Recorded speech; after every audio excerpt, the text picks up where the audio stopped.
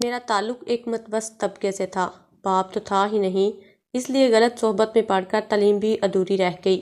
جب ذمہ داری سر پر آئی تو احساس ہوا کہ اپنے ساتھ غلط کر چکا ہوں۔ ملک میں کم تعلیم یافتہ کو تو نوکری بھی ملنا بہت مشکل تھا، اس لیے میں روزگار کے لیے ایران چلا گیا۔ کچھ عرصہ تو کام کرتا رہا، لیکن جو بری لت پڑی تھی جوئے والی، وہ میرا شوق پورا نہ ہوتا، کیونکہ گھر میں خرچہ دیتا تو جوا نہیں کھیل سکتا تھا، اور اگر شوق پورا کرتا تو گھر والے بھوکے رہتے۔ اسی دوران ایک عرب لڑکی سے سلام دعا ہوئی اور وہ جلدی مجھ میں دلچسپی لینے لگی۔ ہماری دوستی ہو گئی، مختلف جگہ ملاقاتیں ہوتی، اور حقیقت تو یہ ہے کہ مجھے اس سے زیادہ اس کے مال میں دلچسپی تھی۔ وہ بہت ہی زیادہ مالدار تھی، اور وہ تو شاید میرے پیار میں پاگل ہو چکی تھی، اس لیے مجھ سے شادی کرنا چاہتی تھی۔ مجھے تو ایسا موقع چاہیے تھا۔ میں نے پیچھے اپنے گھر میں کسی کو بتائے بغیر اس سے وہاں شادی کر لی۔ شادی کا شروع کا عرصہ تو بہت اچھا گزرا۔ میں جہاں نوکری کرتا تھا میں نے وہ بھی چھوڑ دی، اور اس کے ساتھ اسی گھر میں رہنے لگا اور اسی کے اسٹور کی دیکھ بھال کرنے لگا۔ جب 1 مہینہ میں نے محنت سے کام کیا اور اچھے سے آمدنی ہونے لگی، اس نے مجھ پر اعتبار کر کے سارا کاروبار میرے سپرد کر دیا۔ سارا کاروبار میرے ہاتھ میں آ گیا تو ظاہری بات ہے سارا پیسہ بھی میرے ہاتھ میں تھا، اور پیسہ دیکھ کر میرا شوق دوبارہ جاگ گیا اور میں جوا کھیلنے لگا۔ میری بیوی سے بات چھپی ہوئی تھی۔ میں چھپ کر جوا کھیلتا تھا، بڑے پیمانے پر جوا کھیلتا، بڑی رقم لگاتا تھا، لیکن یہ سب کام بیوی سے چھپ کر ہونے ہوتے تھے۔ میں گھر میں بھی اچھی خاصی معقول رقم بیچتا تھا کہ میری بیوی کو معلوم تھا، اور اسے اعتراض بھی نہیں تھا۔ میرے رقم بیچنے کی وجہ سے گھر میں بھی خوشحالی آنے لگی۔ میری بہن کی بہت اچھے سے شادی ہو گئی اور میں نے گھر بھی بنا لیا۔ کسی کو معلوم نہیں تھا کہ میں وہاں پر کیا کام کرتا ہوں، سب کو یہی معلوم تھا کہ وہاں میری اچھی نوکری لگ گئی ہے۔ میری بیوی کے 6 اسٹورز تھے، ان میں سے کچھ مجھے بیچنے پڑے تھے اور کچھ گروی پڑے تھے، اور یہ سب کچھ 1 سے 1.5 سال کے عرصے میں ہوا تھا۔ ساری رقم میں جوئے میں ہار گیا تھا، سب کچھ ختم ہو چکا تھا۔ اسٹورز کا اکاؤنٹ خالی پڑا تھا اور میری بیوی کو اس بارے میں کچھ معلوم نہیں تھا۔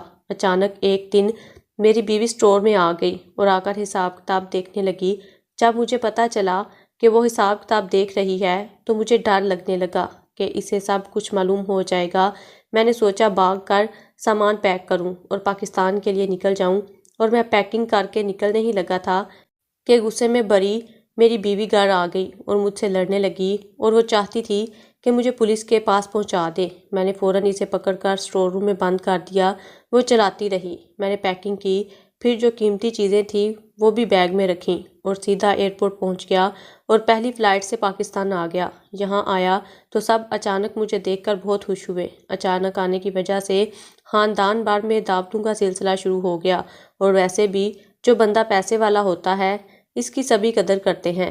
ماں نے پہلے ہی میری بات طے کر رکھی تھی، اور میرے آتے ہی انہوں نے شادی کی تیاریاں شروع کر دیں، اور 1 مہینے کے اندر اندر میری شادی کر دی گئی۔ ان ساری چیزوں میں لگ کر میں بھول ہی گیا کہ میں کسی کو تو بند کر کے بھی آیا ہوں، اور صرف اسٹور کا دروازہ ہی نہیں بلکہ فلیٹ کا دروازہ بھی بند تھا، اور مزے کی بات یہ کہ فلیٹ ساؤنڈ پروف تھا، اس لیے اس کی آواز باہر بھی نہیں آ سکتی تھی کہ کوئی اور اس کی آواز سن کر مدد کو پہنچتا۔ یہاں بہت خوش تھا، ہر طرف میری بڑی عزت کی جاتی تھی۔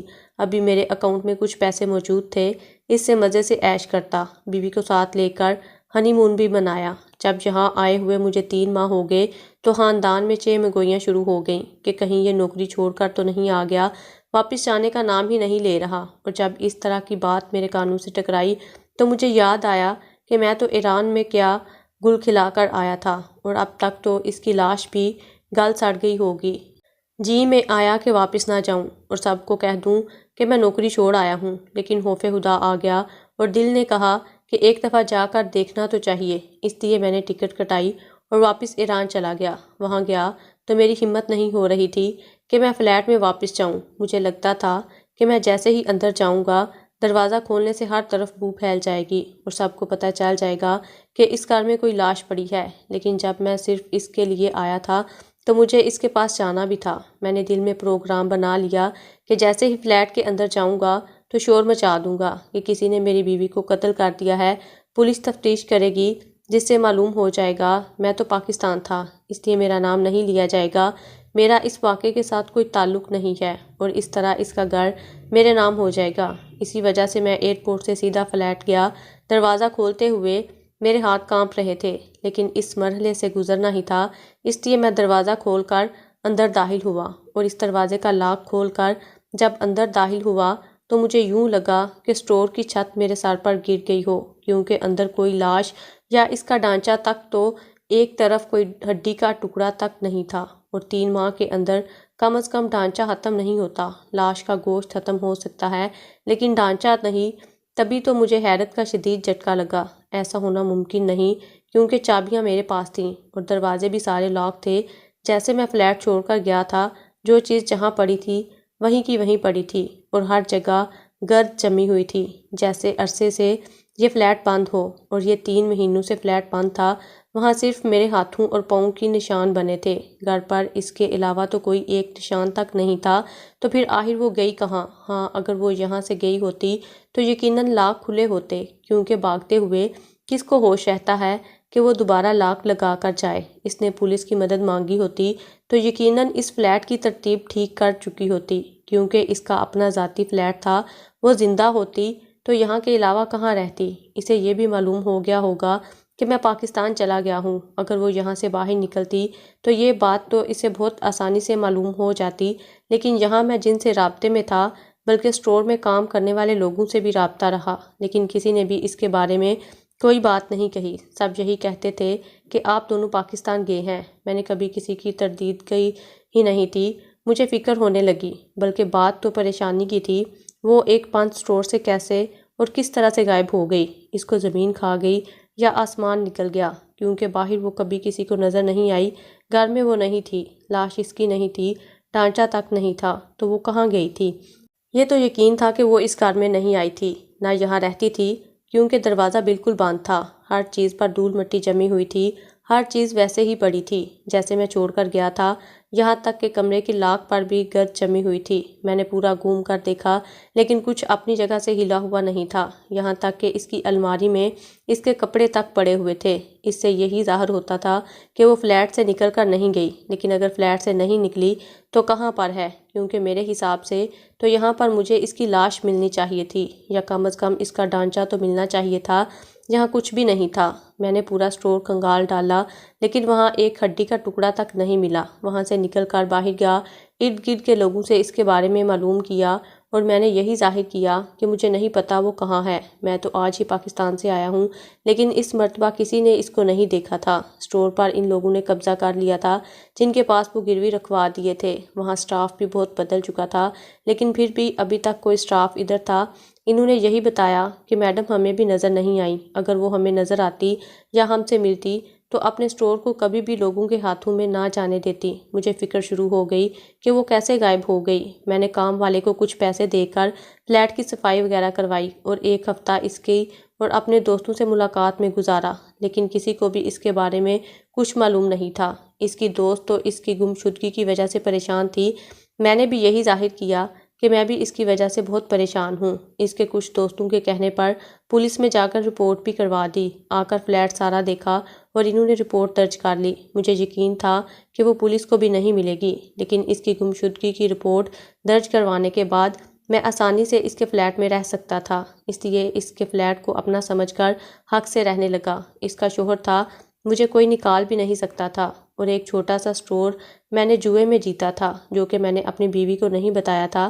اس کو میں چلانے لگا، لیکن اب میں نے جوئے کی بری عادت چھوڑ دی تھی، اس لیے توجہ دینے کی وجہ سے وہ اسٹور ترقی کرنے لگا۔ میرے ذہن میں وہ جوا احساس جرم تھا، وہ ختم ہو چکا تھا۔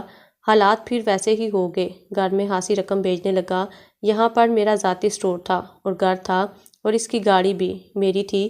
اس سے شادی کرنے کی وجہ سے یہاں کی نیشنلٹی تو مجھے پہلے ہی مل چکی تھی، اس لیے مجھے کوئی مسئلہ نہیں تھا، اور نہ ہی اس ملک میں کوئی ڈر اور خوف تھا۔ اس فلیٹ میں رہنے کے باوجود اتنی ہمت نہیں تھی کہ میں دوبارہ اسٹور میں جاؤں، اس لیے میں نے اسٹور کو مستقل طور پر لاک کر دیا، کیونکہ مجھے ڈر لگتا تھا جیسے اس کی روح وہاں پر موجود ہو۔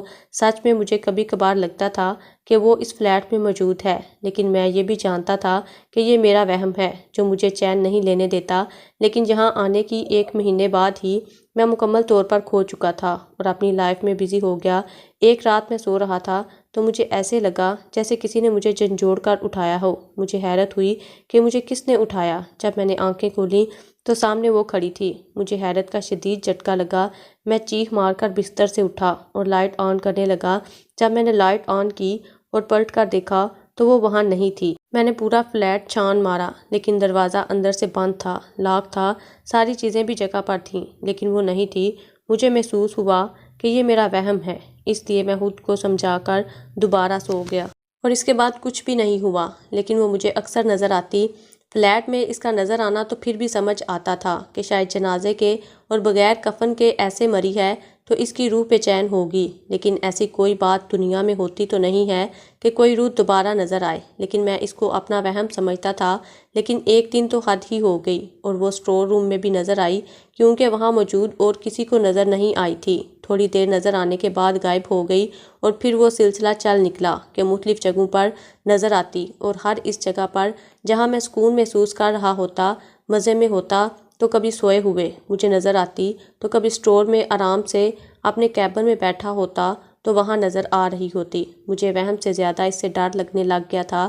ترقی یافتہ ملک میں کون میری بات پر یقین کرتا، اور یقیناً یہ بات کسی کو بتاتا تو اس نے مجھے پاگل سمجھ کر پاگل خانے میں داخل کروا دینا تھا، اس لیے یہ بات میں نے کسی کو نہیں بتائی۔ ایک دن جب میں کھانا بنا رہا تھا تو مجھے محسوس ہوا وہ میرے پیچھے ہے۔ میں نے کوشش کی کہ اس کو ہاتھ لگاؤں اور مجھے پتہ چلے کہ وہ سچ ہے یا وہم، لیکن اسی وقت اس نے سائڈ پر رکھ کے پین سے مجھ پر حملہ کر دیا، اور سچ میں وہ مجھے لگا تھا، لیکن جب میں نے سر اٹھا کر دیکھا تو وہ غائب ہو چکی تھی اور وہ میرے قدموں میں پڑا تھا۔ ویسے مجھے یقین ہو گیا کہ یہ میرا وہم نہیں ہے، کچھ تو حقیقت ہے اس میں۔ اب اکثر یہ ہوتا، میری چیزیں ادھر سے ادھر ہو جاتیں، کبھی کبھار خود ہی چیزیں حرکت کرنے لگتیں، کبھی اٹھا کر پھر رکھی جاتی، لیکن وہ نظر مجھے کہیں بھی نہیں آتی تھی، اور جہاں نظر آتی وہاں اسے چھو نہیں سکتا تھا۔ مجھے لگتا تھا کہ مجھ سے انتقام لے رہی ہے، کیونکہ میں بالکل یہاں پر سکون محسوس کرنے لگا تھا۔ میں نے اپنا مستقبل اسی ملک میں سوچ لیا تھا، لیکن اب مجھے لگتا تھا کہ میرا یہاں رہنا محال ہو جائے گا۔ اب میں مزید اس ملک میں نہیں رہ سکتا۔ 2 ماہ ہو گئے تھے سارے سلسلے کو۔ اس دوران وہ میرا بہت زیادہ نقصان کر چکی تھی، بہت سے برتن ٹوٹ چکے تھے، اور فلیٹ پر تو لگتا تھا اس کا قبضہ ہے۔ اگر پہلے سے موجود ترتیب کو ذرا بھی بدلنے کی کوشش کرتا تو چیز یا ٹوٹ جاتی یا واپس اپنی جگہ پر پہنچ جاتی۔ مجھے یہاں رہنا مشکل لگنے لگا تھا، لیکن ابھی تو میری زندگی آسان ہو گئی تھی، مکمل طور پر سیٹل ہو چکا تھا، اور سب سے بڑی بات یہ کہ واپس جا بھی نہیں سکتا تھا کہ واپس جا کر میں کیا کرتا۔ یہاں میرا کاروبار تھا جس کی وجہ سے میرا گھر چل رہا تھا۔ مجھے لگتا تھا کہ اگر میں یہاں رہا تو وہ مجھے مار دے گی۔ وہ تو شاید اپنی بے گناہی کا مجھ سے انتقام لے رہی تھی، لیکن کیوں؟ اور اگر وہ مر ہی گئی تھی تو اس کی موت کا کوئی واقعہ یہاں نہیں تھا۔ میں تو پاگل ہونے والا تھا۔ اس ملک میں کسی سے اس قسم کی بات کر نہیں سکتا تھا۔ اگر کسی سے بات کرتا تو پہلے سے ساری صورتحال بتانی پڑتی اور اپنے ہی منہ سے اپنے جرم کا اقرار کر لینا پڑتا۔ میں نے واپس پاکستان جانے کی تیاری شروع کر دی، کیونکہ جان سب سے پہلے ہے۔ میں نے سوچ لیا کہ میں یہاں موجود گھر اور اپنا اسٹور سارا کچھ بیچ کر رقم لے کر یہاں سے چلا جاؤں گا اور پاکستان میں ہی کوئی چھوٹا سا کاروبار شروع کر دوں گا۔ اس لیے میں نے لوگوں سے ملاقاتیں شروع کر دیں۔ سارا انتظام ہو گیا۔ 2 نمبر طریقے سے میں نے اس کا گھر اور گاڑی اپنے نام کروا لی تھی۔ میں نے ان کو بھی بیچ دیا۔ تمام رقم اپنے اکاؤنٹ میں ٹرانسفر کروا کر پاکستان کے لیے لاؤنج میں بیٹھ کر جہاز کا انتظار کر رہا تھا۔ وہ مجھے وہاں نظر آئی۔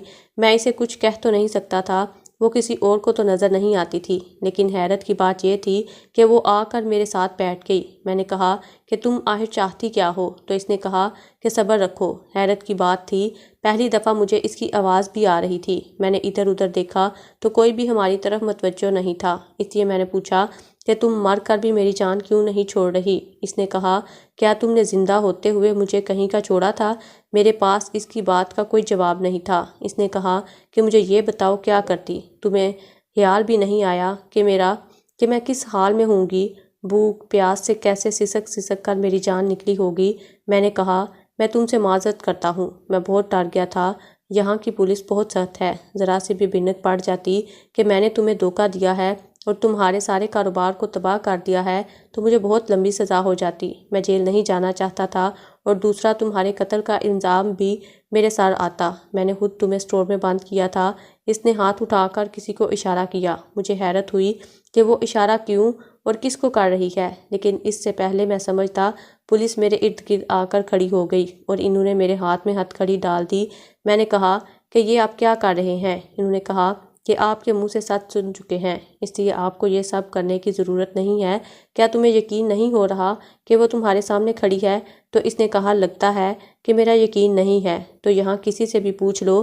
میں نے ان کے علاوہ پھر کتنے ہی لوگوں سے پوچھا، کیا یہ لڑکی ان کو نظر آ رہی ہے؟ اس وقت لوگ مجھے حیرت سے دیکھتے اور ان میں سے کوئی کہتا کہ اس کا تو دماغ خراب ہے، نہ جانے پاگل کو پولیس کیوں پکڑ رہی ہے، اور کوئی کیا کہتا تو کوئی کیا کہتا، وہ سب کو نظر آ رہی تھی۔ اس کا مطلب تھا کہ وہ زندہ تھی۔ پولیس مجھے لے کر پولیس اسٹیشن چلی گئی۔ مجھے کیا سزا دی گئی مجھے تو کچھ بھی سمجھ نہیں آ رہی تھی۔ مجھے بس اس سے پوچھنا تھا کہ وہ کہاں تھی، وہاں سے کیسے نکلی، اور تم گم کہاں ہو گئی تھی۔ اس کے بارے میں کسی کو کچھ بھی معلوم نہیں تھا، اور ابھی یہاں اتنا وقت ہو گیا ہے۔ وہ زندہ تھی، اس نے میرے بارے میں کوئی کارروائی کیوں نہیں کی؟ اس نے مجھے بتایا کہ جب میں اسے اسٹور میں بند کر کے فلیٹ سے نکلا تو اسے معلوم تھا کہ میں پاکستان چلا جاؤں گا، کیونکہ میں پہلے ہی پیکنگ کر رہا تھا، لیکن اس سے پہلے اسے پکڑ کر اندر پھینکا تو اس کا فون اس کے ہاتھ میں تھا، جس پہ میں نے دھیان نہیں دیا۔ اس نے میرے جانے کے کچھ ہی دیر بعد اپنی سہیلی کو فون کیا، اور اس کی خصوصیت یہ تھی کہ لاک کھول دیتی تھی، اور اسی دوست نے مجھ کو نکالا۔ مجھے معلوم تھا کہ تم نے اسٹور گروی رکھے ہوئے ہے، اور تمہارے جانے کے بعد وہ لوگ مجھے تنگ کرتے، اور میرے ہاتھ اس فلیٹ کے علاوہ کچھ نہیں تھا۔ میں اپنی دوست کی مدد سے ایران سے باہر چلی گئی، اب اس کی بھائی انگلینڈ میں ہوتے ہیں، ان کے پاس چلی گئی تھی۔ کسی کو بھی یہاں پتہ نہیں چلا کہ میں زندہ ہوں یا مر گئی ہوں۔ جب بہت دنوں بعد تم نظر آئے اور تم نے بھی جا کر پوچھا میرے بارے میں، اس طرح مجھے معلوم ہو گیا کہ تم واپس آ گئے ہو، تب میں نے تم سے انتقام لینے کا سوچ لیا، اس لیے صبر کیا کہ تمہارا اگلا قدم دیکھ سکوں کہ تم کیا کرو گے۔ تم نے پولیس میں میری مسنگ رپورٹ درج کروائی تو میری دوست نے مجھے بتا دیا کہ پولیس نے کارروائی شروع کر دی ہے۔ میں واپس آ گئی، لیکن اسی دوست کے پاس رہی۔ میری دوست سرکس میں کام کرتی ہے، بہت سی ٹرکس جانتی ہے۔ یہ لاک کھولنے والا بھی اس نے سرکس میں ہی سیکھا تھا۔ میں بار بار فلیٹ میں نظر آتی تھی، مختلف چیزیں میری نظر نہ آنے کے باوجود گرنا شروع ہو جاتی تھیں۔ وہ سارا کچھ ان ٹرکس کی وجہ سے ہو رہا تھا۔ میں تمہیں اتنا خوفزدہ کر دینا چاہتی تھی کہ تم خود ہی جا کر پولیس کے پاس اپنا جرم قبول کر لو، لیکن تم تو دوسرے ملک فرار ہونے والے تھے۔ جب تم نے فلیٹ اور گاڑی اپنے نام کروائی تو مجھے معلوم ہو گیا کہ تمہارا پلان کیا ہے، اسی لیے میں نے پولیس کو ساری صورتحال بتائی۔ پہلے تو ان لوگوں کو مجھ پر یقین نہیں آ رہا تھا، لیکن جب انہوں نے بتائی ہوئی ساری اس تفصیلات کی تحقیق کی تو معلوم ہوا کہ میں بالکل ٹھیک کہہ رہی ہوں۔ تو انہوں نے تمہاری گرفتاری کی وارنٹ جاری کیے، لیکن تب تک تم سب کچھ بیچ کر ایئرپورٹ پہنچ چکے تھے، اور میں نے تمہیں گرفتار کروا دیا۔ اب تمہاری ساری چیزیں میری تمہارے اکاؤنٹ میں، سارا پڑا ہوا پیسہ مجھے ملے گا۔ اس کے علاوہ جن لوگوں نے زبردستی اسٹور پر قبضہ کیا ہوا تھا، ان پر بھی پولیس نے چھاپہ مار کر قبضہ چھڑوا لیا ہے۔ میرا تو سرمایہ واپس مل گیا ہے، کاروبار دوبارہ ہو گیا ہے، تمہارے اکاؤنٹ سے پیسے نکلوا کر ان لوگوں کو واپس کر دیے گئے ہیں، لیکن اب تم یہاں سے شاید کبھی نہیں باہر آ سکو گے۔ اور یہ بات تو مجھے بھی معلوم تھی کہ میری بقیہ زندگی بھی صرف جیل کی سلاخوں کے پیچھے ہے۔